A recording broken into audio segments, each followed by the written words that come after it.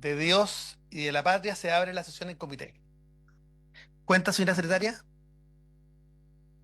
Se ha recibido de la Subsecretaría de Derechos Humanos el Plan Maestre de Infraestructura Penitenciaria del Ministerio de Justicia y Derechos Humanos. También tenemos un oficio del director de Gendarmería de Chile relativo a información de la glosa número 15 del programa 01, conformidad con la ley de presupuesto del sector público del presente año.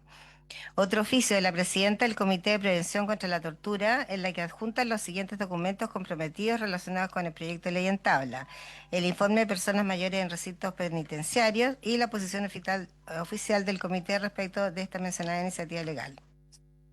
También tenemos una correspondencia de la Relatora Especial de Naciones Unidas sobre los derechos de la libertad de reunión pacífica y de asociación, señora Gina Romero, en la que adjunta información comprometida en la sesión pasada. Y finalmente, una solicitud de audiencia del médico cirujano señor Rodrigo Medina para plantear una denuncia respecto al cumplimiento de su beca financiada por el Servicio de Salud de Aconcagua.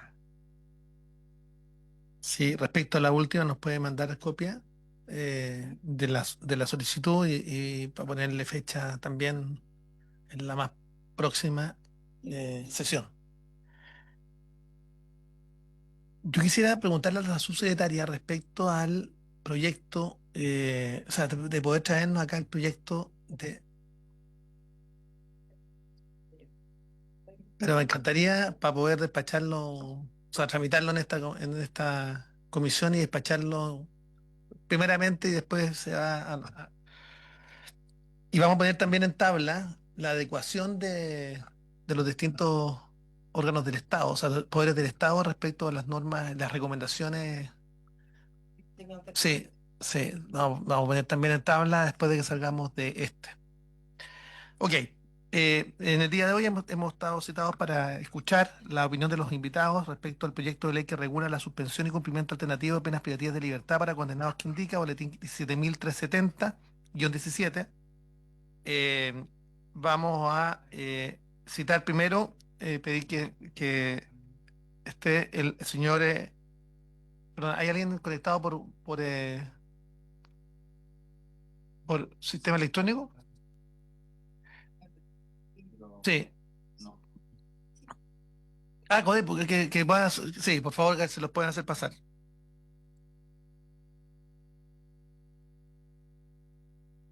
Decía que iba a estar Mariela Santana de la Corporación de Promoción y Defensa de los Derechos del Pueblo, Codepu. No, pero eso necesito de acá para que abramos y después voy a pedir. Per- Hola, buenas. Asiento, por favor.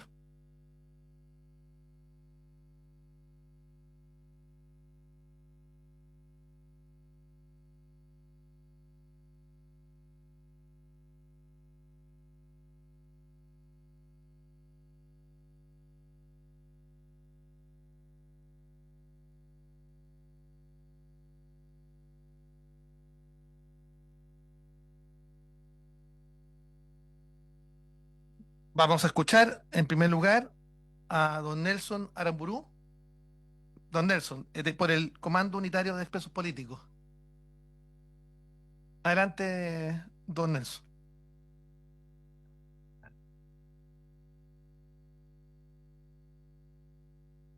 Sobre el proyecto de ley signado con el boletín 17370-7, que regula la suspensión y el cumplimiento alternativo de penas privativas de libertad para adultos mayores. Señor presidente, señoras y señores parlamentarios, subsecretaria, comparezco hoy en representación de organizaciones de sobrevivientes de prisión política y tortura para expresar con total claridad nuestro rechazo al proyecto de ley que busca otorgar beneficios penitenciarios, entre otros, a personas condenadas por graves crímenes contra los derechos humanos de la población cometidos durante la dictadura civil-militar. Un proyecto con estas características no es un gesto humanitario, es una señal de debilitamiento del compromiso del Estado con la justicia, la verdad y las garantías de no repetición. Los graves crímenes contra derechos humanos, por su gravedad, no admiten beneficios que relativicen la sanción penal. Así lo establece el derecho internacional, al cual Chile está obligado por tratados y jurisprudencia vinculante. Presentar un proyecto sin establecer quiénes son específicamente sus beneficiarios dentro de la población de adultos mayores es poco transparente. La opinión consultiva de la Corte Interamericana de Derechos Humanos, OC-29/22, a petición de la Comisión Interamericana de Derechos Humanos, estableció por lo mismo enfoques diferenciados respecto de determinados grupos de personas privadas de libertad. En su numeral 348 señala: la Corte advierte que para determinar la viabilidad de la aplicación de medidas no privativas de libertad a favor de personas mayores, así como la definición del tipo de medida, es necesario ponderar distintos factores, incluido el tipo y la gravedad del delito cometido, la personalidad y los antecedentes de la persona condenada, la situación de salud de la persona, el riesgo para su vida sobre la base de informes médicos, las condiciones de detención y las facilidades para que sea atendida adecuadamente, y los objetivos de la pena impuesta y los derechos de las víctimas. Suspender las penas o sustituirlas por medidas no privativas de libertad a condenados que no han mostrado arrepentimiento, ni colaboración con la verdad, ni reparación efectiva, constituye una forma de impunidad. Y la impunidad, como bien sabemos, no solo vulnera a las víctimas, erosiona la democracia y la cohesión social, porque cuando el Estado cede ante el olvido, la democracia se vuelve frágil. Y cuando la justicia se relativiza, la historia se repite, como lo demostraron las graves violaciones a los derechos humanos cometidas por funcionarios del Estado en años recientes, 2019 y 2020. El contexto histórico de la justicia en Chile influye profundamente en la percepción y tratamiento de los condenados por delitos de lesa humanidad. No puede ser de otra manera cuando Chile fue sometido durante 17 años a una dictadura brutal que dañó profundamente el alma nacional. Asegurar las garantías de no repetición debiera ser una prioridad transversal de todas las instituciones de la República. Sin embargo, la reiterativa presentación de proyectos pro impunidad, envueltos en discursos humanitarios, que no logran ocultar sus verdaderos propósitos, relativiza este compromiso. Concordamos con los patrocinadores del proyecto en que la situación de los ancianos y enfermos recluidos en cárceles comunes es inaceptable. Pero escudarse en la situación de reos vulnerables para beneficiar a exfuncionarios del Estado que cuentan con pensiones millonarias, redes corporativas, familiares y políticas, que le aseguran comodidad en el cumplimiento de las penas, atención médica de alto nivel en establecimientos militares y regímenes de visita y asistencia privilegiados, tampoco es aceptable. Al respecto, la opinión consultiva de la Corte citada señala en su numeral 350. Por otra parte, en cuanto a personas condenadas por la comisión de delitos constitutivos de graves violaciones a los derechos humanos, la Corte reitera que durante la ejecución de penas privativas de la libertad en establecimientos penitenciarios, el Estado debe garantizar una atención médica adecuada, especializada y continua. En el análisis de la procedencia de medios alternativos o sustitución de las penas privativas de libertad que permitan continuar el cumplimiento de la pena bajo otras condiciones fuera del centro penitenciario, pero que no impliquen la extinción o perdón de la pena, las autoridades competentes deben ponderar, además de la situación de salud del condenado, sus condiciones de detención y facilidades para ser atendidos adecuadamente, ya sea en el centro penal o mediante traslado a un centro médico, y la afectación que ocasione tal medida a los derechos de las víctimas y sus familiares.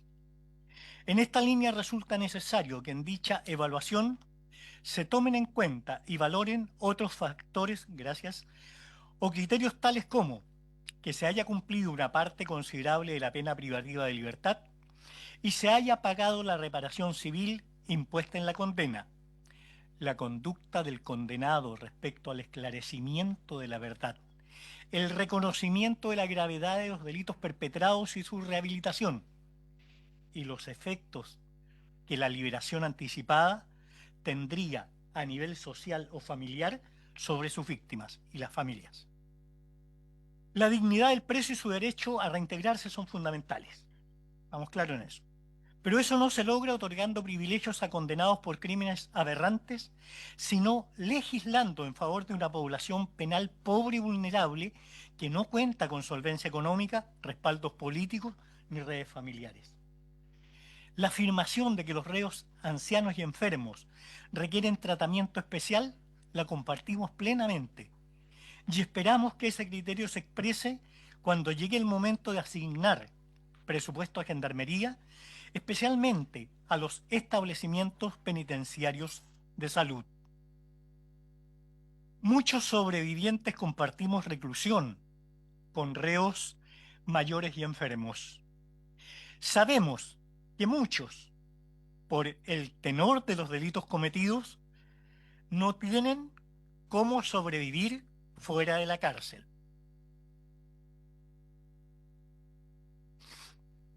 Lo que realmente les ayudaría sería contar con instalaciones y recursos médicos adecuados. Y en eso, efectivamente, la legislación puede jugar un rol determinante.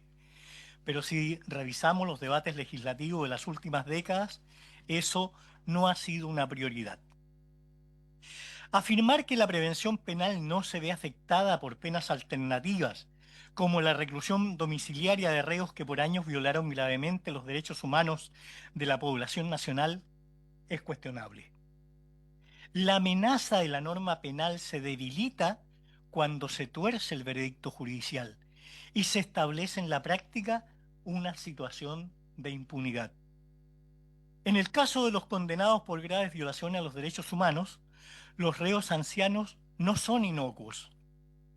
Tienen redes familiares y políticas enraizadas en lo que se conoce como la familia militar. Mientras sigan justificando sus crímenes como defensa de la patria, estimulan recursos antidemocráticos, como vemos en figuras públicas que reivindican sus métodos y aplauden sus resultados. Muchas de ellas parlamentarios en ejercicio. Debemos nombrar al honorable señor Kaiser, Lavé, Barchesi, Mesa, Camila Flores y otros. La jurisprudencia internacional establece que la pena debe ser proporcional y considerar las circunstancias del condenado. Por ello, nos parece una impudicia que se pretenda favorecer a criminales como Miguel Krasnov, condenado actualmente a 1047 años por delitos atroces, que se jacta de sus crímenes y es homenajeado públicamente por sus patrocinadores políticos. Esto es un insulto a las víctimas y a la memoria histórica. Nos alerta de que distorsionar los dictámenes judiciales con medidas de impunidad es inaceptable para el país y la comunidad internacional. Chile ha avanzado con dificultad en el camino de la justicia transicional. Este proyecto amenaza con desandar ese camino, debilitando la confianza en nuestras instituciones y en el respeto por los derechos fundamentales.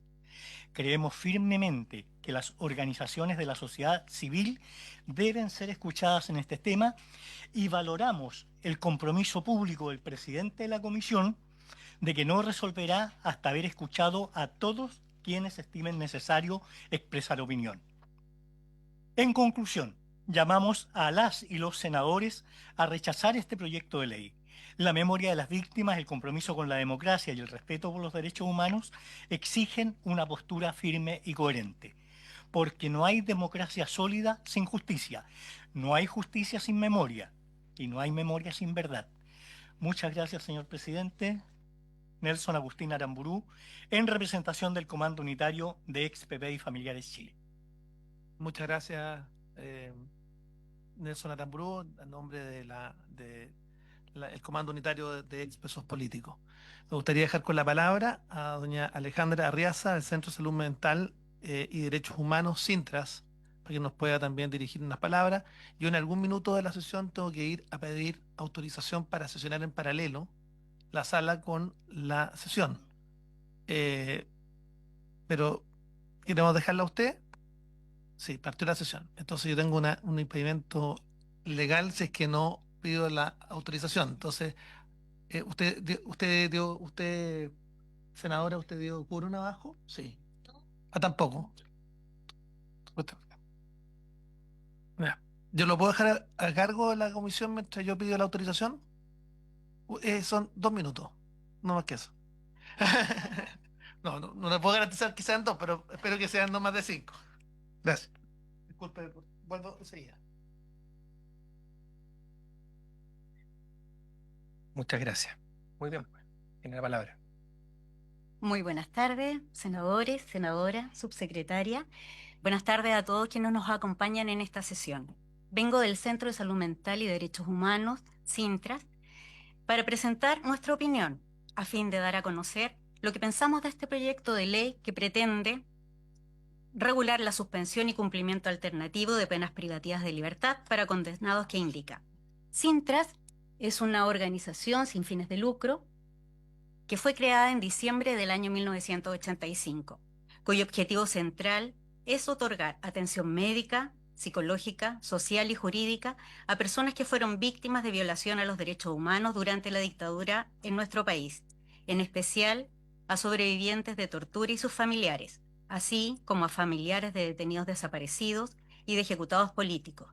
Actualmente se ha incorporado la atención de víctimas de tortura, víctimas de tratos crueles, inhumanos y degradantes ocurridas en democracia. CINTRAS es integrante del IRCT y la red SOS Tortura de la OMCT. El Consejo Internacional de Rehabilitación para Víctimas de Tortura es la organización de la sociedad civil más grande del mundo, especializada en el campo de la rehabilitación de la tortura, con una red de más de 160 centros de rehabilitación en 70 países. Y la Organización Mundial contra la Tortura trabaja junto a 200 organizaciones que conforman esta red para acabar con este crimen deleznable, luchar contra la impunidad y proteger a las personas defensoras de derechos humanos. Nuestra organización trabaja hace 40 años con víctimas de violación a los derechos humanos en Chile, especialmente en el ámbito de la rehabilitación física y mental, por lo cual nos ha permitido formarnos la convicción que la justicia es el pilar fundamental en el proceso de reparación. Y como tal, queremos exponer nuestra opinión profesional respecto de este proyecto de ley, señalando nuestro absoluto rechazo. El problema central del proyecto de ley es que establece beneficios basándose únicamente en criterios de edad y salud, sin hacer una distinción por la gravedad o naturaleza de los crímenes cometidos, contraviniendo así los más altos estándares del derecho internacional de los derechos humanos. Si bien el proyecto de ley se enmarca en un lenguaje de principios humanitarios, un análisis más profundo revela que el objetivo principal es beneficiar a un grupo específico de condenados, refiriéndonos a aquellos que han cometido crímenes de lesa humanidad. Por lo cual, lejos de ser un avance, este proyecto constituye una grave regresión en materia de derechos humanos y un atentado contra las obligaciones internacionales del Estado chileno. Justificar así la suspensión de una pena y sustituirla por la reclusión domiciliaria total, argumentando las malas condiciones carcelarias, no es suficiente tratándose de crímenes contra la humanidad. En relación a los argumentos de por qué se debe rechazar este proyecto, procedo a señalar, en primer lugar, genera impunidad y no humanidad. La Corte Interamericana de Derechos Humanos ha advertido que el otorgamiento indebido de beneficio a condenados por graves violaciones a los derechos humanos puede conducir a una forma de impunidad. Este proyecto de ley crea un mecanismo automático que abre la puerta a la impunidad, basado solo en la edad o la salud, lo que en la práctica constituye una impunidad encubierta, ignorando los derechos de las víctimas y las obligaciones internacionales del Estado de sancionar efectivamente estos crímenes. Segundo, los crímenes de lesa humanidad no son delitos comunes y como tal no pueden tratarse como tales. El Estado tiene una obligación superior de garantizar una sanción proporcional y efectiva para los crímenes de lesa humanidad. El proyecto de ley busca deliberadamente borrar esta distinción, creando una falsa equivalencia entre crímenes comunes y crímenes que ofenden a toda la humanidad, con el fin de beneficiar a los perpetradores de estos últimos. La Corte Interamericana de Derechos Humanos, en la opinión consultiva 29/22, analiza la procedencia de medidas alternativas a la cárcel para personas mayores, estableciendo una distinción fundamental basada en la gravedad del delito para determinar la viabilidad de aplicar medidas no privativas de libertad a personas mayores. Siempre se debe ponderar distintos factores, partiendo por el tipo y la gravedad del delito cometido y los derechos de las víctimas. En caso de delitos no violentos o de menor gravedad, las penas alternativas a la prisión, como el arresto domiciliario, puede resultar idónea. Sin embargo, la Corte establece explícitamente que para personas condenadas por la comisión de delitos constitutivos de graves violaciones a los derechos humanos, las autoridades deben ponderar la afectación que la liberación anticipada de un victimario ocasiona a los derechos de las víctimas, a sus familiares y a la sociedad. Nuestro Centro de Salud Mental y Derechos Humanos conoce el daño que produce la falta de justicia, la justicia tardía y el no cumplimiento de la pena por parte de los victimarios, tanto en las víctimas directas como en las segundas y terceras generaciones. En los casos de aplicación de amnistías, medias prescripciones, beneficios por parte de tribunales nacionales, se comete una retraumatización a las víctimas y una exposición de nuevas y futuras condenas al Estado chileno por parte del Sistema Internacional de los Derechos Humanos, como ya ha sucedido. Además, cabe tener presente que la Corte Interamericana de Derechos Humanos detalla otros criterios que deben valorarse obligatoriamente al debatir sobre la aplicación de algún tipo de beneficio para los condenados por violación a los derechos humanos. Y me refiero a que se haya cumplido una parte considerable de la pena privativa de libertad, que se haya pagado la reparación civil impuesta en la condena, que la conducta del condenado respecto al esclarecimiento de la verdad haya sido sustancial y el reconocimiento de la gravedad de los delitos perpetrados y su rehabilitación. Tercero, el proyecto propone una solución equivocada a un problema real. Es innegable las malas condiciones carcelarias en Chile, el hacinamiento, la falta de agua potable en algunos recintos, la falta de salubridad y trato digno. Es obligación del Estado garantizar la atención integral y las condiciones de dignidad dentro del recinto penal. La solución no es sustituir la ejecución de la condena privativa de libertad, sino mejorar el sistema penitenciario para todos los reclusos, como responsable de los centros de detención. El Estado se encuentra en una posición especial de garante de los derechos de toda persona bajo su custodia. Esta posición implica que el Estado está obligado a procurar a las personas privadas de libertad condiciones mínimas y compatibles con su dignidad, lo cual incluye salvaguardar su bienestar y garantizar que el método de privación de libertad no exceda el sufrimiento inherente a la detención. Los Estados no pueden invocar dificultades económicas para justificar las condiciones de reclusión que no cumplan con los estándares mínimos internacionales y que no respeten la dignidad del ser humano. Por último, y en cuarto lugar, este proyecto debe ser rechazado porque ignora los estándares internacionales que dice defender. El proyecto de ley no busca un beneficio futuro, sino que intenta deslegitimar las sentencias ya dictadas por el Poder Judicial, calificando los procesos como carentes de garantías al cuestionar la validez de los juicios. El proyecto utiliza una vía legislativa para atacar la cosa juzgada y la labor de los tribunales de justicia, lo cual es improcedente y peligroso para el Estado de Derecho. Además, de acuerdo al Estatuto de Roma de la Corte Penal Internacional, en el artículo 110 señala que el Estado de ejecución no pondrá en libertad al recluso antes de que haya cumplido la pena impuesta. Y a continuación exige condiciones muy estrictas para siquiera evaluar una reducción de pena, a saber, exige haber cumplido los 2/3 de la condena y haber colaborado de manera sustancial con la justicia y las víctimas, entre otros requisitos. Este proyecto no exige nada de eso, Es un atajo que pretende eludir los estándares internacionales del derecho internacional. Honorables miembros de la Comisión, este proyecto de ley es un retroceso en materia de derechos humanos. Sus fundamentos son débiles y las consecuencias son peligrosas. Busca, bajo un manto de falsa humanidad, desvirtuar la efectividad de las sentencias por crímenes de lesa humanidad, generando impunidad.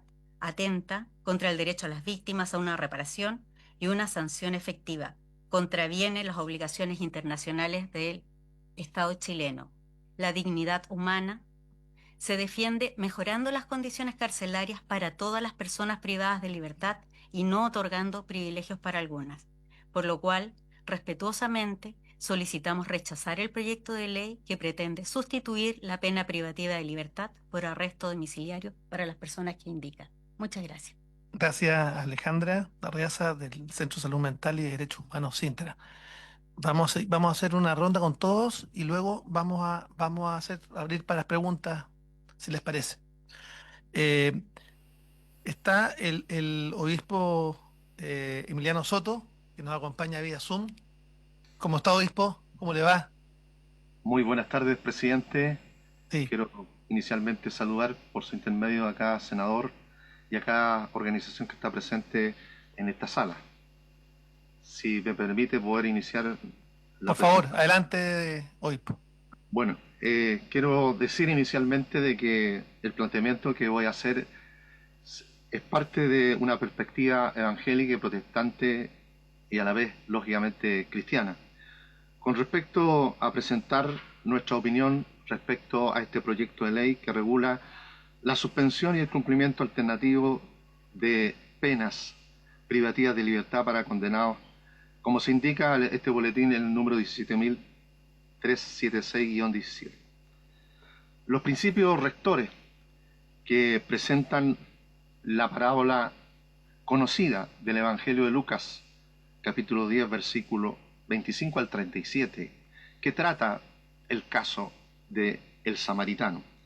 Me voy a referir a unos 5 puntos encontrados en esta parábola, que si bien es cierto, presentan una perspectiva como la nuestra, y que son precisamente la compasión, la misericordia, el perdón, la dignidad humana y los derechos del ser humano. En esta parábola, que creo y entiendo la mayoría de ustedes conoce, está presente un hombre que se le denomina el samaritano. Misericordioso, ofrece una imagen contundente más allá de quién es, del a dónde, de el cuándo, que también valora y asume Jesús, donde privilegia la disponibilidad que podamos tener y la capacidad para reaccionar y proceder oportuna y eficazmente ante cualquier persona humana que haya caído en desgracia. Todos en algún momento dado podemos caer en desgracia y ante cualquier necesidad que nos pide nuestra urgente e inmediata atención, debemos estar presentes. Exhala la disposición personal para anteponer los sentimientos de compasión, misericordia y de entrega a cualquier clase de restricción legal que en condición se encuentre, deben ser superados por la misericordia y por el amor. Este texto nos reta a ir más allá de nuestras construcciones sociales, culturales, religiosas y posiciones políticas, del bien y del mal, y cambia nuestra tendencia a dividir al mundo en personas de dentro y de afuera, cercanas y lejanas, buenas y malas, legales o ilegales, puras o impuras. Permite que nos percatemos de que la bondad se puede encontrar precisamente en aquellos que con frecuencia nos podemos ver como enemigos. La parábola nos convoca a una actitud con el sufrimiento de cualquier hombre o mujer, enseñándonos además que esta solidaridad solo puede venir cuando adquirimos un corazón de carne y visión compasiva. La parábola, al destacar la actitud y los cuidados compasivos de un buen samaritano, el samaritano no es el enemigo, sino alguien que auxilia y salva. Nos identificamos con la víctima. Así, un mundo sin la existencia de barreras para entregar la misericordia es el ambiente ideal que la parábola propone. En un mundo compulsivo, en un mundo bastante diverso, para anunciar lo que podemos ser, en un mundo esclavizado por los acondicionamientos jurídicos y legales, de juicios y condenas. Resulta difícil tener compasión y practicar la misericordia. En esta parábola, lo extraordinario se hace posible. Lo que hace el samaritano lo podemos hacer todos si nos proponemos y nos disponemos, pues tenemos todos la capacidad de hacer que el amor solidario triunfe en la vida cotidiana. Lo importante es que el herido sea atendido, aunque caminemos totalmente, sorprendentemente e inesperado por caminos diferentes. Lo ilimitado del amor, pues el auxilio desinteresado del samaritano ofrece al desvalido, muestra que el mandamiento del amor no tiene fronteras.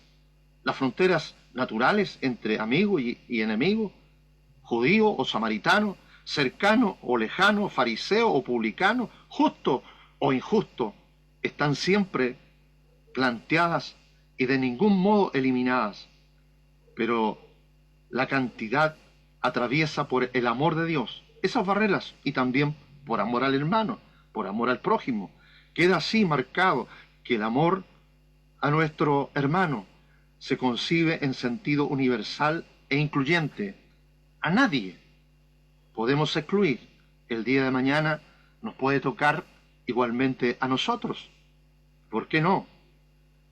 Esta categoría le corresponde a quien sea capaz de detener su propia marcha, de cambiar sus planes personales, de saber acercarse y superar sus miedos y prejuicios étnicos, culturales, éticos y religiosos, de sentir efectivamente compasión ante el sufrimiento de cada ser humano que se cruza delante de nosotros y lógicamente ha cometido errores garrafales, errores que muchas veces los consideramos que es la persona nuestro enemigo. Reaccionar creativamente ante la urgencia inesperada de generar soluciones efectivas a partir de los recursos básicos con lo que podemos contar en este instante, una legalidad vigente que integre precisamente conceptos tan importantes como los que estamos presentando, de renunciar a su prestigio y confort con tal de atender debidamente a quien se encuentra en condiciones de vulnerabilidad, de implicarse en el deseo de recuperar la vida de quien por adversidad de las circunstancias corre el riesgo de perderla de una mala forma y buscar la cooperación para sacar a un ser humano de una miserable, sin duda, de una miserable condición, de invertir su tiempo, sus ingresos y su contacto en favor del cuidado de la persona, de prever riesgos, proveer soluciones y diseñar planes de financiación, ¿por qué no?, a la hora de afrontar una necesidad, de saber liderar proyectos de solidaridad, de generar credibilidad y confianza, de continuar con sus deberes sin descuidar las llamadas urgencias de los imprevistos de la vida que van planteándose por doquier. Mi prójimo es todo aquel ser humano que está en el camino de la vida, que sube y a veces baja a pesar de los riesgos, pero de manera particular mi prójimo es aquel ser humano que cae en desgracia, en descrédito, que falló, que se equivocó, que en un contexto de tiempo se encontró precisamente en una situación tal vez que no supo responder de la mejor manera y que ha sido despojado de su dignidad, de sus recursos y de los medios para hacer su camino por cuenta propia, que ha sido brutalmente afectado y estos golpes de la vida lo afectan para continuar porque lo han dejado abandonado y ha quedado medio muerto en el camino. ¿Por qué no extender nuestras manos? ¿Por qué no decirle, a pesar de estar en desacuerdo contigo, pero te ayudo a que te pongas en pie, que ya no da signos de vida, que no tiene la capacidad para pedir auxilio, inclusive, que ni siquiera puede estar hablando o dando un grito desde el silencio, que no es fácil de reconocer por su lamentable condición, que resulta invisible o es evadido o ignorado, que está al margen de las atenciones y prioridades de los sistemas económicos, religiosos, políticos, sociales, culturales, y por qué no decirlo, de las legislaciones presentes, que necesita inevitablemente de la ayuda de otros para continuar viviendo, que corre el riesgo de morir trágicamente, sin duda. Nunca sabremos con absoluta certeza cuándo, dónde, con quién y cómo vamos a reaccionar y proceder como el prójimo. Tampoco tenemos absoluto control de las circunstancias de tiempo y de lugar con las que necesitamos de auxilio de un prójimo. Nos vamos haciendo prójimo en las encrucijadas de la vida, en las encrucijadas de los caminos que personalmente nos trazamos, en los encuentros inesperados de cada día. Prójimo no es una definición que nos aplicamos a nosotros mismos, ni una profesión en la que nos matriculamos, ni mucho menos un título que adquirimos o un honor que se nos concede, sino un modo de ser, un modo de vivir, un modo de pensar y de hacer que vamos construyendo y proyectando a cada paso. Sin duda, nuestra sociedad necesita del amor, no del odio, necesita del perdón, necesita de poder dignificar entre las subidas y bajadas por los caminos de la vida.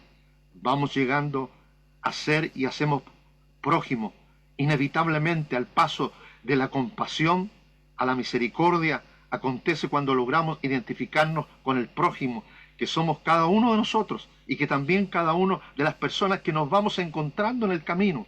La misericordia, pues, es el modo habitual de actuar de Dios en Jesucristo y por tanto debe ser el modo de actuar en los creyentes de cualquier época y en los no creyentes en su actitud de vida.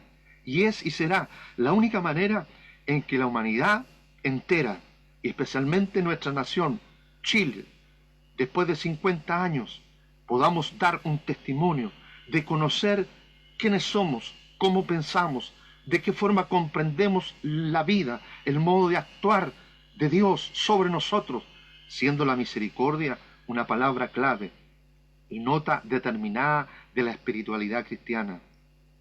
Jesús le dijo, anda y haz tú lo mismo, pues compasión y la misericordia es la ley fundamental que habita en el corazón, sin duda, de cada uno de nosotros, cuando miramos con ojos sinceros a nuestro hermano, que se encuentra en el camino de la vida y ha sido tremendamente afectado.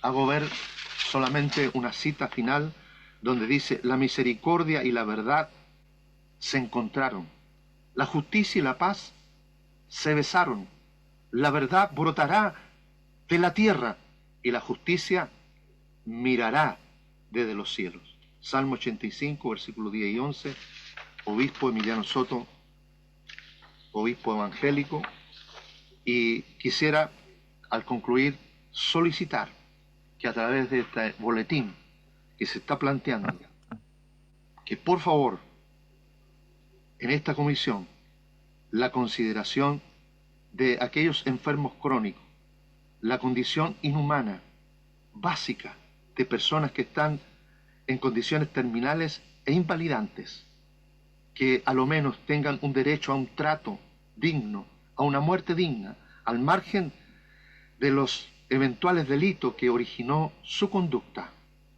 Solamente es un clamor en medio de esta comisión. Muchas gracias, presidente, muchas gracias a los senadores y a cada uno de ustedes participantes de este encuentro. Bendiciones. Gracias, bendiciones, obispo, y además me gustaría a través suyo y de las distintas iglesias con distintas denominaciones que hacen un trabajo extraordinariamente potente en todas y cada una de las cárceles de Chile.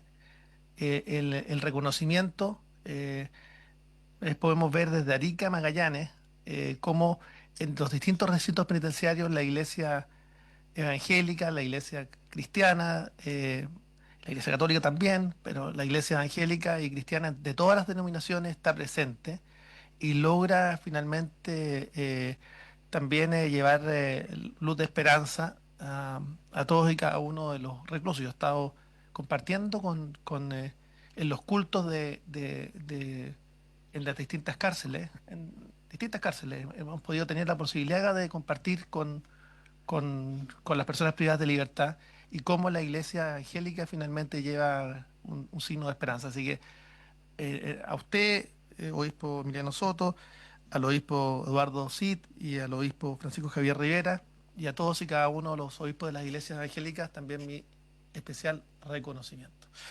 Me gustaría dejar con la palabra, yo no sé si está con nosotros el obispo Cid, sino al obispo Francisco Javier Rivera, a quien conozco hace mucho tiempo, también igual como al obispo Emiliano Soto. Gracias por estar presente en el día de hoy, le dejamos con la palabra. Me gustaría, si antes, saber si es que está o no presente doña Mariela Santana de la Corporación de Promoción y Defensa de los Derechos del Pueblo, porque me gustaría citarla para la próxima sesión, porque tenemos que escuchar a todos y cada uno de los invitados, así que vamos a dejar pendiente para la próxima sesión. Mientras eso ocurre, obispo Francisco Javier Rivera, que además es un hombre que ha escrito mucho, tengo cada uno sus libros, obispo. Adelante. Muteado, está muteado. Tiene que... No se escucha.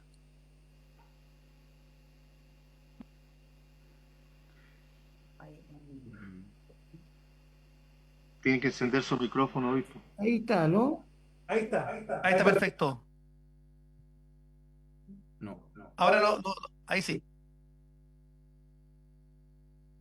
Lo escuchamos, obispo. Ya. Muchas gracias por la Sí, sí, invitación. sí, Lo sí. mío es breve.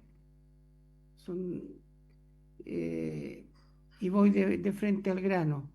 Considerando que las iglesias cristianas evangélicas han tenido históricamente un fructífero ministerio de misericordia en las cárceles de nuestro país, reconocido expresamente desde hace mucho tiempo por los diferentes ministros de Justicia y directores de Gendarmería de Chile.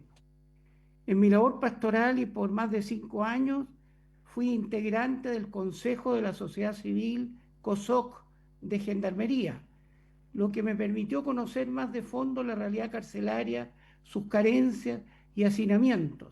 Y en varias conversaciones con distintos directores manifestaron públicamente, incluso en programas de televisión, los beneficios de la obra cristiana, los resultados del programa APAC, Amando al Preso, Amando a Cristo, con un alto porcentaje de reinserción internacionalmente reconocido.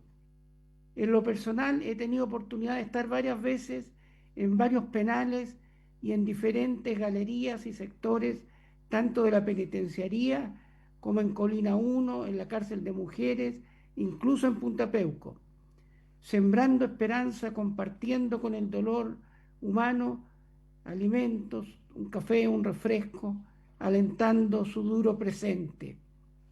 Considerando, estimadas senadoras y senadores, que ustedes conocen muy bien los aspectos técnicos y jurídicos de este proyecto de ley, no quisiera abundar en ellos, sino más bien permítanme compartir con ustedes algunos conceptos que espero puedan ayudarle en las trascendentes decisiones que ustedes en su tarea legislativa deben tomar concretamente con respecto a este boletín. Años atrás, visitando la ciudad de Toledo, donde el antiguo alcázar, construido por los romanos para un palacio en el siglo III y posteriormente 7 siglos después, transformado en una fortaleza militar, que durante la guerra civil del año 1936 al 39 fue motivo de cruentas batallas, caminando por aquellas calles angostas de dicha hermosa ciudad, subía junto a nosotros un grupo de turistas españoles y familias donde se veía que estaban los abuelos, nietos y bisnietos, hijos. Las 4 generaciones discutiendo 70 años después con tal pasión y vehemencia como si la guerra civil estuviese ocurriendo en estos días, en esos mismos días. Esto me hizo pensar, han pasado 50 años del quiebre institucional en nuestra patria y estamos como país tan polarizados que es nuestro deber plantearnos hasta cuándo, qué podemos hacer para calmar los espíritus. ¿Seguiremos por generaciones traspasándoles virus letales? ¿Cómo poder ayudar a cicatrizar las profundas heridas habidas en el corazón de nuestra patria? Hay una sentencia proverbial que ya se citó: la misericordia y la verdad se encontraron. Su contenido tiene 2 alcances. Nos habla de la compasión de Dios ante la miseria humana y, por otra parte, la compasión humana sobre las crueldades del prójimo. De allí que es necesario, para que ocurra ese encuentro, el acto de misericordia tiene que ir acompañado de la verdad de los hechos ocurridos y el arrepentimiento personal cuando corresponde. Acto seguido, la sentencia que sucede a la anterior dice: la justicia y la paz se besaron. Paz en los corazones, paz social, paz nacional, entrelazados con una justicia proba, sin impunidad. Con todo respeto, especialmente hacia las personas que han padecido serios agravios, abusos y excesos, o que han perdido sin razón seres queridos, y espero no ser malentendido, pero nos hacemos un daño si perpetuamos la adversidad. No es bueno un dicho que sea masificado en nuestra patria: ni perdón ni olvido. En el mensaje que introduce este proyecto de ley se cita a Nelson Mandela, quien después de 27 años de padecer injustamente en la cárcel, supo perdonar y llevar a su país a la reconciliación, sufriendo por muchos años la segregación racial entre la minoría blanca y la mayoría negra. Y supo traer justicia y paz a Sudáfrica como consecuencia de sus actos de perdón.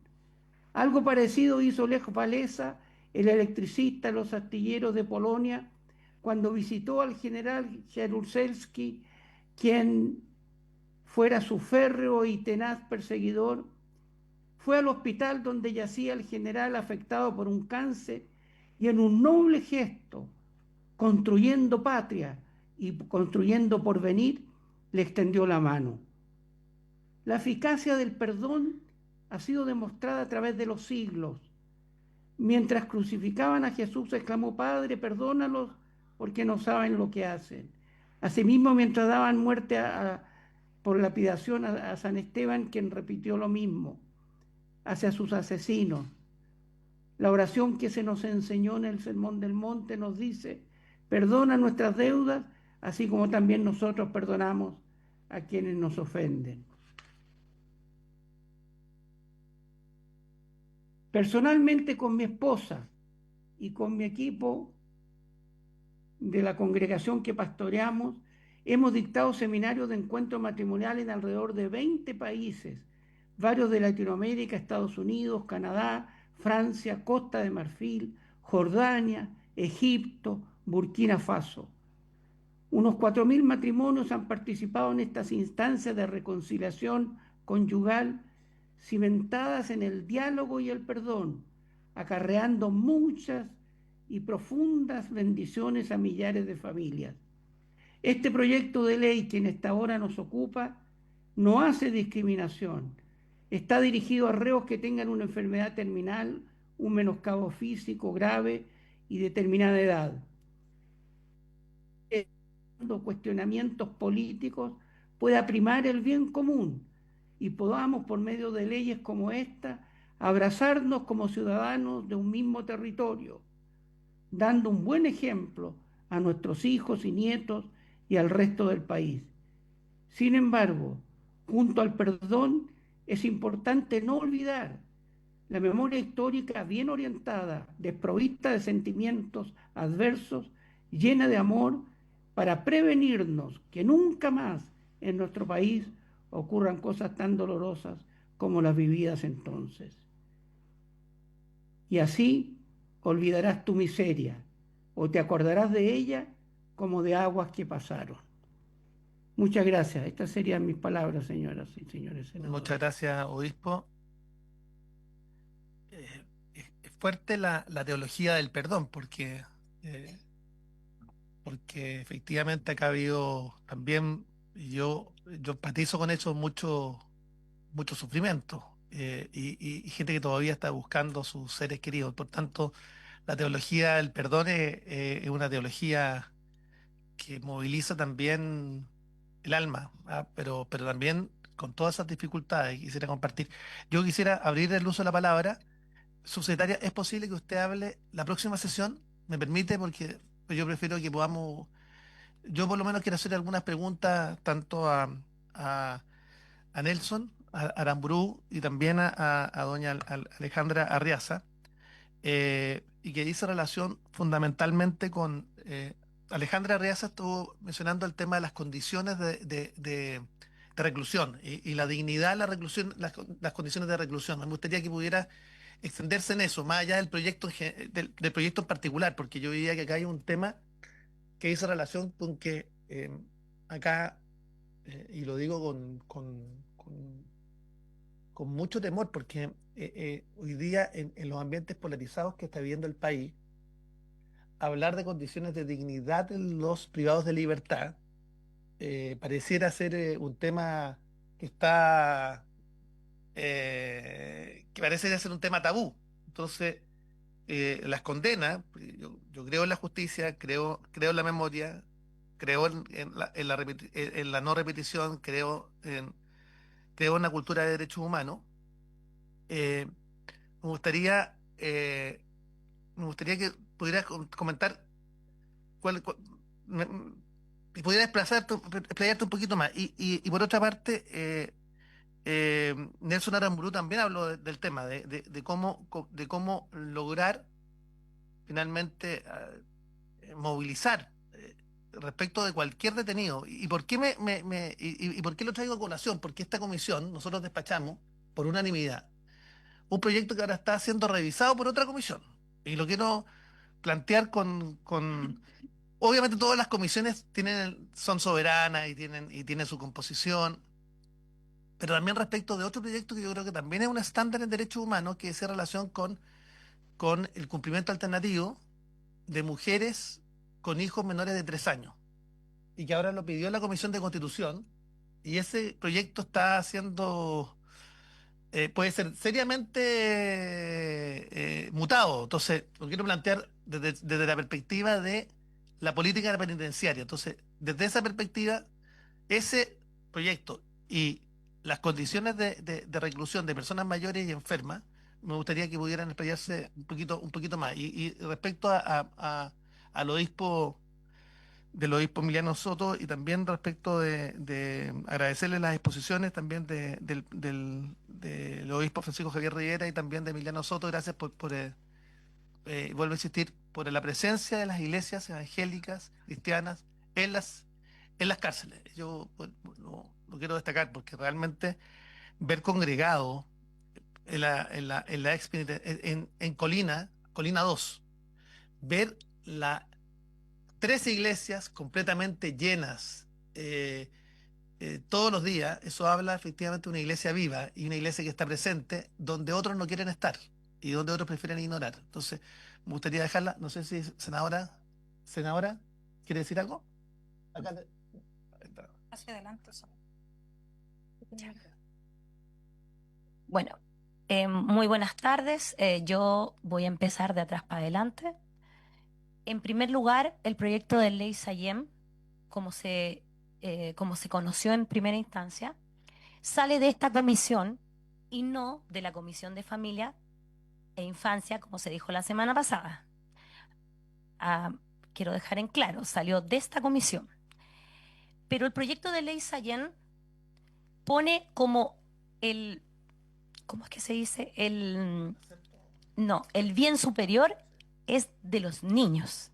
Este proyecto está pensado en todos los niños que nacen o que las mamás ingresan a la cárcel estando embarazadas o existiendo un niño menor de 3 años.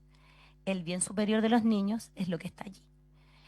No así el proyecto que ustedes quieren que sea ley, que habla de dejar en libertad, en primer lugar, a violadores, a asesinos, a torturadores, porque aquí, a diferencia de la ley Sayén, o sea, del proyecto de ley Sayén, que se preocupa del bien superior de los niños, acá cuántas personas de más de 80 años o a los 70 años ha cometido un delito de violación.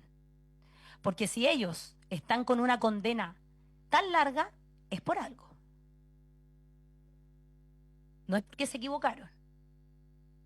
Segundo, se dijo la semana pasada que solamente eran 403 condenados por crímenes de lesa humanidad o por violaciones a los derechos humanos.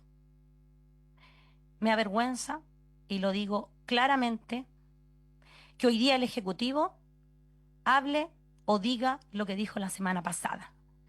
Porque la Subsecretaría de Derechos Humanos, en primer lugar, tiene que defender los derechos humanos en Chile. Y no lo está haciendo. Ya no está funcionando. Este supuestamente era un gobierno que lucharía por los derechos humanos y eso no ocurrió. Y no está ocurriendo. Y lo digo claro, porque he sido parte del trabajo bien hecho que fue el de Aidé y parte del trabajo que no se hizo. He sido como primera testigo de que ese trabajo no se ha hecho después que Aidé salió. Y lo digo con bases, porque así lo he visto, o por lo menos así lo he vivido. Segunda cosa,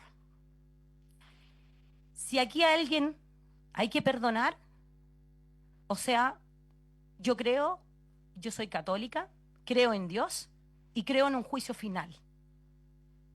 Todos vamos a estar frente a Dios en algún momento cuando ya no estemos acá. Es solo Él el que puede perdonar y el que va a perdonar si hay que hacerlo. Para empezar, violadores de derechos humanos no pueden salir de la cárcel con ningún privilegio, porque en primer lugar no han cooperado, no se han arrepentido jamás, porque el arrepentimiento viene con información sobre dónde están los detenidos desaparecidos, por qué todavía no están con sus familias, por qué eso no ha ocurrido. Es porque no hay un real arrepentimiento. Eso no existe hoy día. ¿Y por qué nosotros tenemos que perdonar a bestias que cometieron crímenes en una etapa en la cual el pueblo entero sufrió? Y dijeron, para que nunca más, pero eso no ocurrió, porque no hubo justicia, no hubo reparación, no hubo nada en apoyo a las víctimas, a sus familias, para que esto no volviera a ocurrir. Y como eso no estuvo, volvió a ocurrir el estallido social, la revuelta, como lo llaman algunos, y como muchos lo han dicho, y lamentablemente faltándole el respeto a un pueblo, delincuentes. Volvió a ocurrir. Nos volvieron a reprimir. Asesinaron gente, torturaron. Como ustedes ya saben, soy testigo de lo que ocurrió, porque lamentablemente soy ciega por un agente del Estado que hoy está cumpliendo una pena, que valió un largo juicio y que a mí no me gustaría que saliera libre, porque a mí él no me va a devolver mis ojos. Hoy día soy abuela. ¿Usted piensa que yo conozco a mi nieto? Tengo que imaginármelo. Viene mi nieta y también me la voy a tener que imaginar. Voy a disfrutar de ella, sí, pero me encantaría poderle ver su cara. Me encantaría volver a ser madre. ¿Y por qué me postergo? Por todo lo que no puedo hacer. Porque no sé si soy capaz de volver a criar. Porque no sé si soy capaz de aguantar la pena de no conocer a mi hijo o hija. Aquí no puede haber ni perdón ni olvido, y lo digo claro, mientras no haya justicia. Mientras nuevamente se piense, al igual que hace un año atrás o 2 años atrás, me acuerdo cuando usted también fue presidente de la Comisión de Derechos Humanos y tuvimos que pelear para que ese proyecto que es parecido o que era parecido a este no se votara a favor. En la comisión se votó a favor, pero en la sala se votó en contra. Y espero que el gobierno cambie su decisión y que hable claro, porque la semana pasada eso no ocurrió y no soy la única que piensa lo que está diciendo. Somos muchos. Así que por lo tanto, este tiempo que queda, le digo que se pongan en el lugar que tienen. Subsecretaria de Derechos Humanos y un gobierno que dijo que iba a luchar por los derechos humanos. Muchas gracias. Gracias, senadora Campillay. Voy a dejar a Alejandra y también a Nelson que pudieran exponer ahora. Yo, por supuesto, que tengo diferencias con lo que se ha planteado. Eso es parte del debate democrático que se tiene que dar en este Parlamento. Eh, y yo vuelvo a insistir, y quiero ser bien claro en esto.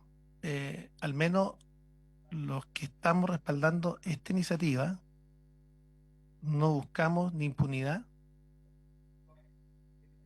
no buscamos que no haya justicia, no buscamos eh, que finalmente la memoria histórica que debe existir esté con letras mayúsculas y finalmente la no repetición sea un principio rector. No, pues por lo menos es lo que yo quiero plantear, porque eh, acá hemos apoyado proyectos y vamos a seguir apoyando proyectos. De hecho, quiero pedir que después acordemos cuando tengamos el quórum, y si usted puede, secretaria, también informar a los miembros de la comisión que respecto al proyecto que vamos a poner en tabla a continuación de este, que es el proyecto que busca regular la remisión y recepción de informes y antecedentes relativos al cumplimiento de tratados internacionales, así como de resoluciones y recomendaciones originadas en el sistema interamericano y en el sistema universal de derechos humanos, podamos también proponer nombres para que el siguiente proyecto que se va a poner en discusión, esta comisión también fue el que aprobó la declaración de ausente por unanimidad. O sea, esta comisión por unanimidad ha apoyado el plan de búsqueda. Esta comisión por unanimidad ha buscado. Entonces, lo que sí me preocupa, y yo quiero hacer más allá de este proyecto, yo vuelvo a insistir, el sistema carcelario en Chile no está rindiendo, no tiene el estándar. Y esta es una discusión, además esta es una discusión en general. Perdón, también quiero circunscribir eso, esta es una discusión en general. En el momento que el proyecto sea aprobado en la sala, eso puede que se apruebe, puede que no se apruebe, tiene que volver a esta comisión para indicaciones. Y todos los temas que se han planteado pueden ser objeto de indicaciones y después tendrá que pasar de nuevo a esta comisión y de nuevo a la sala para aspirar justamente a un segundo trámite.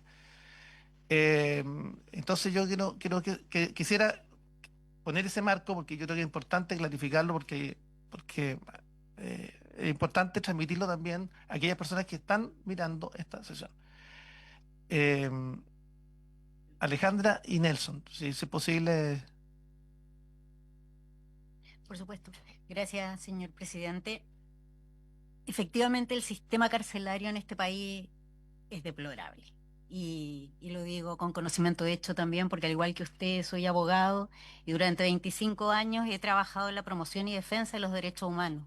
Me ha tocado recorrer distintas cárceles, tanto en la región metropolitana. Excusamos al obispo Soto, que tiene que retirarse, así que muchas gracias y agradecemos por su presencia. Disculpe, Alejandra, No se adelante. preocupe.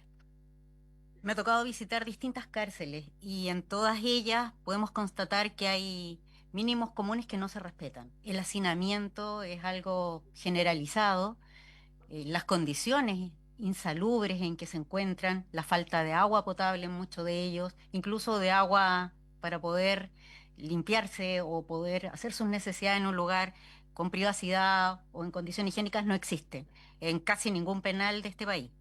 Esa es una situación que año a año es más grave. De hecho, hay distintos informes. Recuerdo un informe de la relatora de la Corte Suprema, me parece que en el 2018-2019, que constata con cifras, con datos muy precisos respecto de estas condiciones en las cuales son infrahumanas. Claramente, la violencia que viven en el interior es imposible que se pueda cumplir con estándares tendientes a que exista un castigo y sobre todo a que efectivamente haya una reinserción. No hay estudios, no hay condiciones de salud, no hay higiene, ni siquiera una alimentación adecuada. Por lo tanto, el sistema carcelario es algo que amerita una discusión en otro contexto, por cierto, creo que en su mérito corresponde y que claramente requiere recursos, pero también requiere políticas públicas que sean coherentes, donde las distintas instituciones dialoguen. No solamente consiste con privar de libertad y no exista educación, salud y otras condiciones para lograr el fin de la pena, que tiene que ver con un castigo, pero en condiciones dignas, donde además la persona pueda reinsertarse a la sociedad. De lo contrario, es un nicho donde solamente vamos a ir incrementando la violencia, la desigualdad y por lo tanto, relacionándolo con el proyecto de ley Sayén que usted mencionaba, comparto lo que dijo la senadora Fabiola Campillay. Ese es un proyecto que el énfasis tiene la mirada en los niños, porque los niños no pueden desarrollarse en el vientre materno en un ambiente de criminalidad, ni tampoco a temprana edad. Por lo tanto, entiendo que esa mirada es independiente, es necesaria, es urgente, pero que es una situación distinta. Eh, Me parece importante dar esta discusión en el mérito que corresponde. Hay distintos informes también de universidades, de estudios al respecto. La Universidad Diego Portales tiene mucha información, el mecanismo de prevención de la tortura también. Yo creo que hay que oír esas voces y efectivamente dialogar con las distintas instituciones que tienen que opinar al respecto, porque deben ser políticas públicas en el cual el Estado está obligado. Y también sé que es un tema que no le gusta a la sociedad, sobre todo cuando hay tanta violencia y la gente pide más cárceles.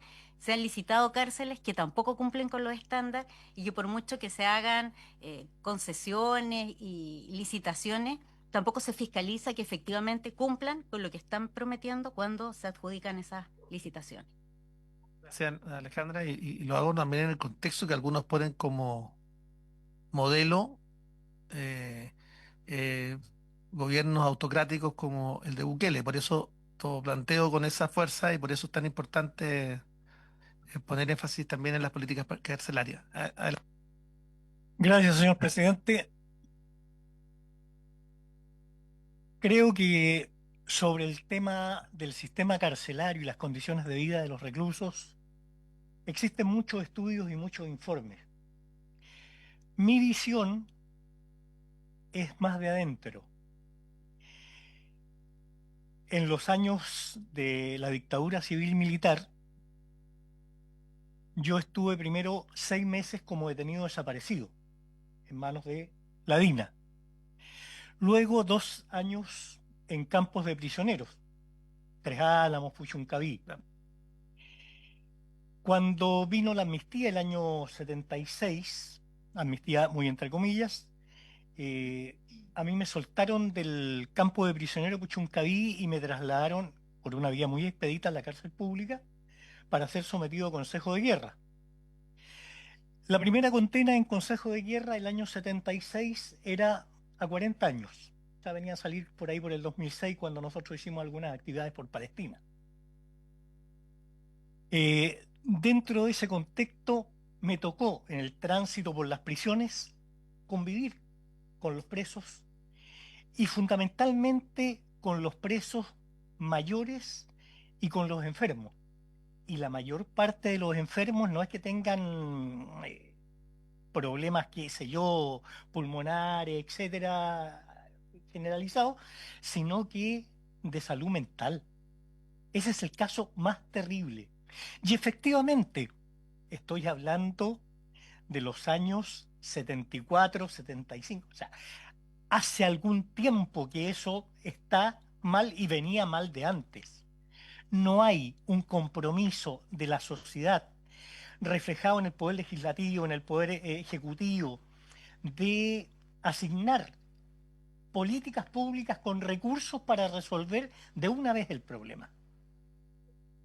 Y puedo preguntar, ¿y cuándo tuvo ese Consejo de Guerra del 76? ¿Y cuándo salió en libertad?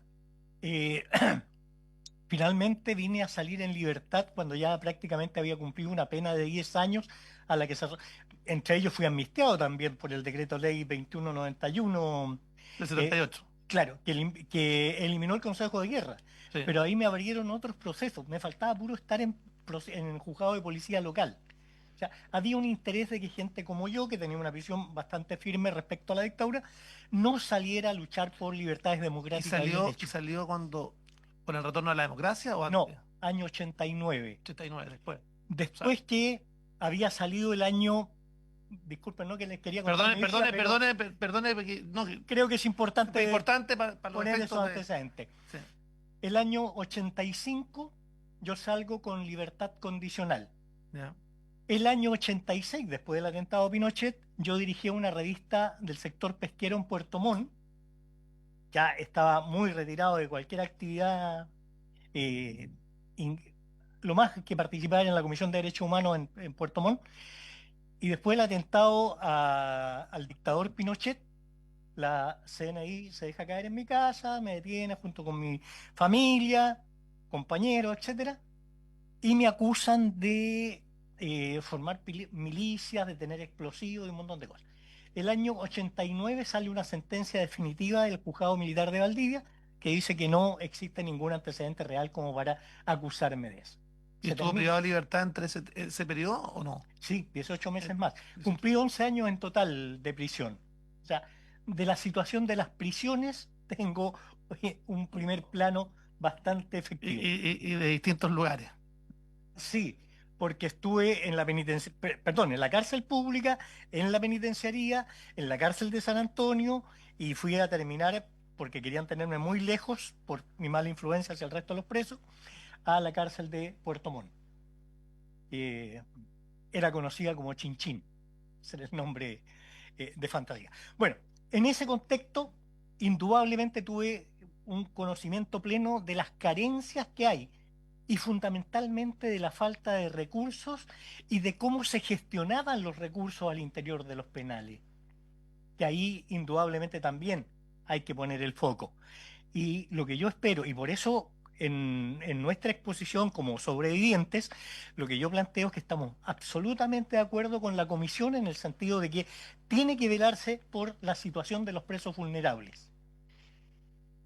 Y un detalle, hay muchos presos de los ancianos, de los enfermos, que si salen, si son dejados en libertad, si se les dice, ay, estos viejitos los vamos a dejar libres, lo echan a morirse. Porque la mayor parte está, y eso está como constancia en Gendarmería, la subsecretaría lo tiene claro, ustedes también, ellos no tienen familia, porque han cometido graves delitos contra miembros de su familia, abuso sexual, violaciones, un montón de cosas que ha hecho que esa gente primero no tenga visitas. Ellos dependen absolutamente de lo que les da Gendarmería para comer, para vivir o para tomar agua. si salen en libertad, no son recibidos por sus familias. Las familias los repudian. No quieren, obviamente, no los van a recibir, por el riesgo además que implica para los otros menores que hayan en el domicilio. Entonces, están en una situación horrorosa. Yo la conozco en carne propia. Felizmente nunca estuve en una situación de ese tipo. Nosotros como presos políticos organizados muchas veces ayudamos a estos abuelitos con víveres, con atenciones de salud, etcétera, porque además teníamos muchos médicos presos en ese tiempo, teníamos muchos académicos de la Universidad de Chile, por ejemplo, el equipo de Salazar y todo el departamento de historia. Había gente de muy buen nivel y obviamente había una relación de solidaridad con esa gente que estaba en una situación tan vulnerable. Pero, y por eso nos molesta tanto, senador, se lo voy a decir con toda franqueza, que se trate de equiparar a esa gente tremendamente vulnerable, con exfuncionarios del Estado, que el que menos tiene una pensión de 870.000 pesos como está acreditado en el IPS, o en las cajas de previsión de la Armada, que tienen redes familiares, que son defendidos corporativamente por las fuerzas a las que integraron, tuvieron todas las garantías procesales. Es decir, ellos no son definitivamente personas vulnerables. Y sí tendrían obviamente dónde llegar. Tienen hogares constituidos, redes familiares potentes, y nos alegra que sea así, o sea, no queremos que estén en malas condiciones, pero precisamente por eso es desagradable ver que se trata de equiparar a unos con otros. Por eso los criterios que plantea la Corte Interamericana respecto a que existen grupos de presos, los LGTB, los pueblos originarios, mujeres y también violadores de derechos humanos, son categorías distintas y deben ser tratadas de manera distinta. ¿Sabe cuál sería la postura de nuestras organizaciones? Si ustedes como comisión y el gobierno presentaran un proyecto de ley que atendiera específicamente a esos sectores más vulnerables, que en este proyecto van considerados, digamos, y hubiera una política especial para ellos en cuanto a las condiciones de reclusión, en cuanto a la atención de salud, en cuanto a las formas de reincorporarlo a la sociedad. Eso por mi parte, senador. Gracias. Gracias, Nelson. Subsecretaria. Gracias, presidente. Yo solo quiero hacer una aclaración. El Ejecutivo no ha presentado su opinión respecto de este proyecto de ley. En todas las sesiones en las que hemos sido convocados para expresar nuestra opinión, hemos priorizado que las organizaciones de la sociedad civil que vienen a Valparaíso puedan tener su espacio, y entonces nosotros no hemos, desde el Ejecutivo, expresado nuestra opinión respecto a este proyecto. Durante la sesión anterior, yo lo que hice fue hacer una aclaración, porque se estaba afirmando que 2/3 de la población de tercera y cuarta edad que están hoy día en centros penitenciarios privados de su libertad eran personas condenadas por crímenes de lesa humanidad. Y lo que yo aclaré es que no son 2/3, es que de los 2.500 y fracción que existen hoy día en centros penitenciarios, 403 de ellos son personas condenadas por crímenes de lesa humanidad, y la otra proporción, es decir, 2.000 y fracción, responden a otro tipo de criminalidades y otro tipo de delitos, entre los cuales hay una alta prevalencia de delitos sexuales. Señalé también que sabemos que en estadística más del 80% de los delitos de abuso sexual y violencia sexual en contra de niños, niñas y adolescentes son perpetrados por personas cercanas a su grupo familiar, y que por tanto cualquier legislación que se pueda avanzar en esta materia tenía que evaluarse caso a caso. Y esa aclaración la hice justamente por algunas interpelaciones que se realizaron a la presentación que hizo el director del Instituto Nacional de Derechos Humanos, que señaló que había que evaluar caso a caso. Frente a esa interpelación, yo solamente hice la aclaración de los datos estadísticos y señalé y reforcé la postura del director del instituto, justamente señalando que la evaluación caso a caso era ineludible. Justamente porque no es lo mismo un delito de hurto que un delito de microtráfico, que un delito sexual, que un delito de lesa humanidad. Y entonces la evaluación de todo tipo de medidas alternativas a la privación de libertad, ya sea en este proyecto o en cualquier otra determinación que incluso son de carácter jurisprudencial, las cortes resuelven estas cosas todo el tiempo. La evaluación del caso a caso era ineludible y se referencia además a un caso en particular y se referencia al caso Ámbar, de una persona privada de libertad que a propósito de un beneficio carcelario comete un crimen tan horrible que tuvo a todo el país en vilo como fue el caso Ámbar y que entonces la evaluación Ahora, de el este caso, tipo de medidas... perdón, quien Sí. interrumpe, además un caso en el que nosotros advertimos cuando se otorgaron esas libertades, cuando se otorgaron, no se había producido todavía el homicidio. Advertimos respecto de un otorgamiento masivo de beneficios carcelarios en ese minuto, Ujú. sin haber tomado en consideración la opinión técnica y la opinión de gendarmería. Y así fue que meses después se produce el homicidio de Ámbar, eh, en un proceso de búsqueda de Ámbar en la que me tocó más participar con la sociedad civil.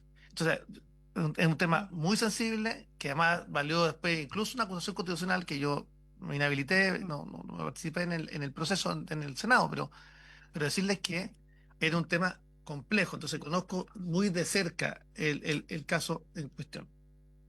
Y finalmente hice una aclaración respecto a los estándares que estaba señalando el director del Instituto Nacional de Derechos Humanos, que nuevamente sufrió una interpelación dura en esta comisión.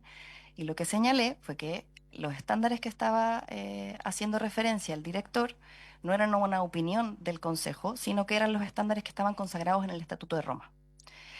Esa fue toda la intervención que el Ejecutivo hizo durante la sesión anterior y me parecía pertinente aclararlo porque buena parte de estos antecedentes serán incorporados en esta comisión en su debido momento cuando el Ejecutivo exprese su opinión respecto a este proyecto, cosa que no ha ocurrido aún. Quería hacer esa aclaración, presidente. Muchas gracias. Muchas gracias, subsecretario. Entiendo que el Senadora. Ejecutivo no debiera hablar sino hasta dar una postura, porque le vuelvo a aclarar que no pareció lo que usted dijo. Entonces, por lo tanto, si no queremos que esto no parezca lo que no es, entonces no emitamos comentarios que si bien no vienen entonces del gobierno, pero viene de usted como subsecretaria. Y en el caso de Ámbar hay que preguntar quién fue que le dio los indultos, para empezar. Así que yo creo que por ahí es la cosa. Ahora, yo no estoy, yo Fue el presidente Piñera, fue una decisión de la Corte lo que de yo Apelaciones dije, de Valparaíso. pero fue ahí, fue en ese periodo. Lo que yo siempre digo y vuelvo a decir es que las condiciones carcelarias se tienen que mejorar. No así dar libertad ni beneficios para nadie, sino que mejorar las condiciones carcelarias. Y eso lo tiene que hacer el Estado y eso no lo ha hecho. Entonces, si hay que hacer un proyecto, hay que hacer un proyecto para mejorar las condiciones carcelarias. O hay que pelear para que eso ocurra. No para dejar en libertad a criminales. Eso. Antes de dar por terminada la sesión, me gustaría que pudiéramos fijar un plazo, secretaria, para acompañar nombres para este proyecto. Yo espero que tenga el respaldo del Ejecutivo este proyecto de la diputada. No, de la diputada Fríes. Sí, la idea mía es poder despachar este proyecto a continuación del término de esta discusión. Y también nos gustaría que pudiéramos traer a esta comisión el proyecto sobre derecho a reunión, que para cumplir con los estándares internacionales, a mi juicio, no puede no haber una garantía de derecho a reunión que no esté consagrada a nivel constitucional.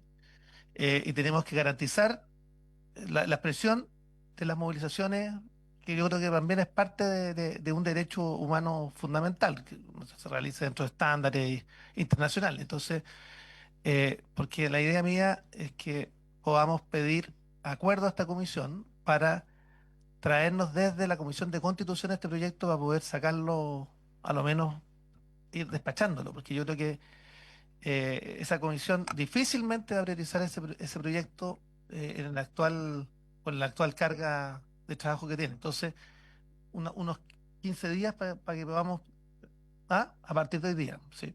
¿Cuándo? 22 de agosto, para que los senadores y senadoras puedan presentar propuestas, y me gustaría además que incluso lo pudiéramos consultar a Marcela. Me gustaría saber quiénes expusieron a Lorena Frías, sí, quiénes expusieron en la Cámara. Entonces pudiéramos hacer ese repaso también para poder también tener la opinión de los mismos expositores y otros más en el Senado. Habiéndose cumplido el objeto de la sesión, esta se levanta.